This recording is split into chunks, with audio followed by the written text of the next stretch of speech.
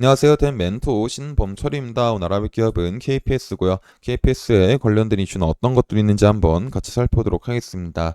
KPS는 평판 디스플레이 제조용 기계 장비를 연구, 제조, 생산, 판매하고 있는 기업이었지만 2023년도에 세그리텍을 인수하게 되면서 KPS는 국내 최초로 LFP와 NCM 모두 대응 가능한 리사이클링 업체가 되었다라는 겁니다. 그리고 이 세그리텍을 인수하면서 전년도 매출이 디스플레이 매출을 뛰어넘게 되면서 세그리텍의 지난해 매출액이 약 950억 원으로 영업이익이 전년에 비해 2배가량 늘어나 110억을 웃돈다라는 거였죠.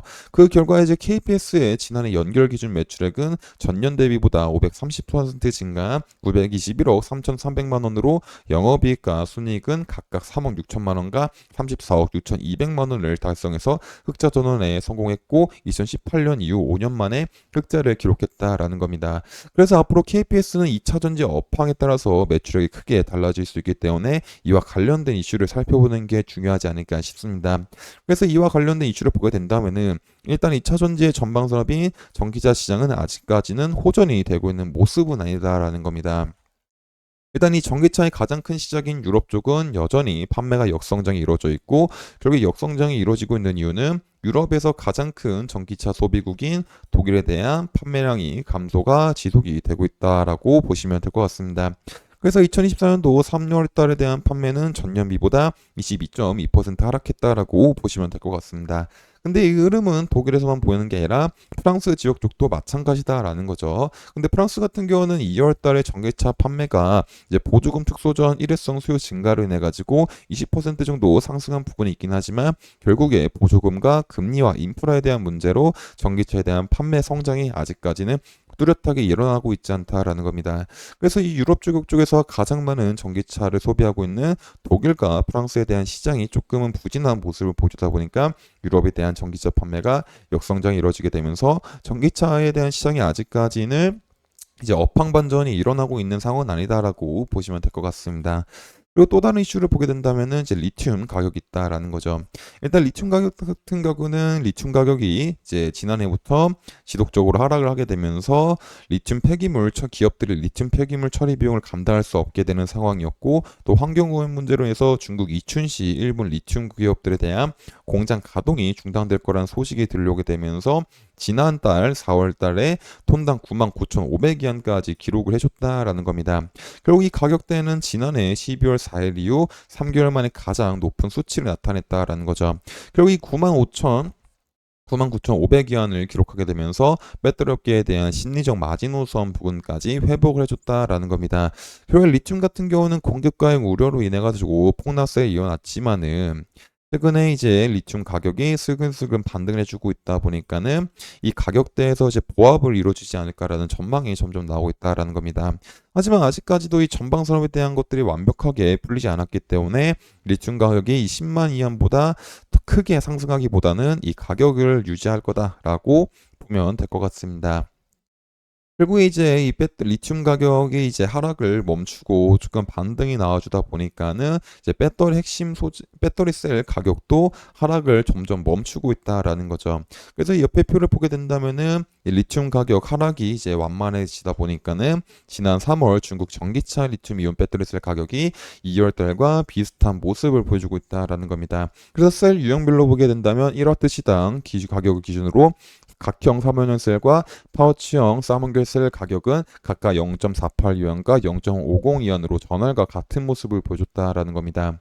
그래서 배터리 셀 같은 경우는 작년부터 이제 하반기에 들어섰지만은 최근에 이제 리튬 가격이 조금 반등해 주다 보니까는 이제 하락이 완만해지게 되면서 이제 보합을 하고 있는 이제 움직임을 보여주고 있다라는 겁니다.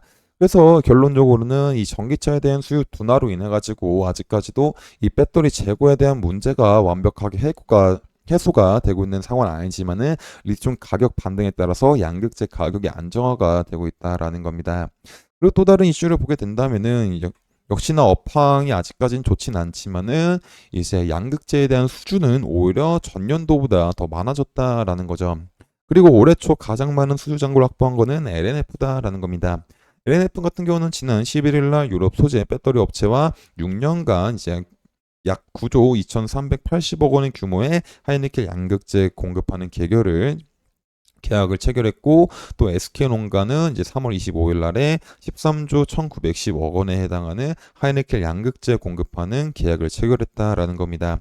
그리고 LG화학도 마찬가지로 2035년도까지 미국 제너럴 모터스와 약 10년 정도 이제 양극재를 공급하는 계약을 체결했다라는 거죠.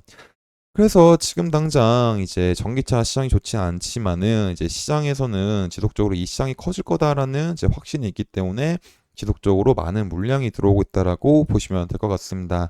물론 지금 당장 이런 2차 전지나 전기차에 대한 이슈가 KPS와 크게 관련이 없을 수는 있긴 하지만 결국 이 양극재 시장이나 배터리 시장이 커지게 된다면은 부각이 될 부분이 환경이고 이로 인한 리사이클링 사업에 대한 중요성이 더 커질 수가 있기 때문에 이런 양극재와 리튬에 대한 부분들을 지속적으로 살펴봐야 될 것 같습니다. 그래서 이런 부분들은 제가 앞으로 지속적으로 확인을 해서 여러분들한테 알려드릴 예다 보니까 KPS에 관심 있으신 분들은 제 영상을 즐기시면 감사하겠습니다.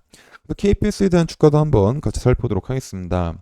일단 KPS 같은 경우는 지속적으로 이제 하락을 하다가 이런 바닥 부근에서 이제 반등이 오게 되면서 다시 이제 상승으로 돌아가나 싶었지만은 결국 이 매물대를 뚫지 못하고 소폭 가격이 하락을 하고 있는 모습을 보여주고 있다라는 겁니다.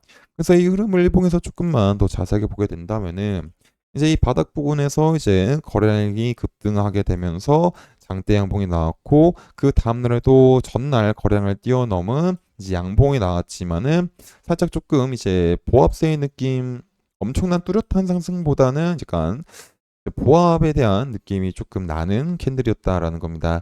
그리고 그 이후로서는 가격이 이제 등락을 반복하고 있다라는 거죠. 근데 여기서 등락을 반복할 때의 거래량은 이 앞전 거래량보다는 이제 없는 상황에서 이제 이루어지고 있기 때문에 지금 제일 중요한 거는 이 가격이 하락을 한다고 하더라도 이런 라인들을 잘 지켜주면서 이제 버텨주다가 거래량이 동반된 양봉이 나오게 된다면 다시 한번 이런 부분들까지도 상승할 수 있는 흐름이 나오지 않을까라는 기대를 가져볼 수가 있을 것 같습니다.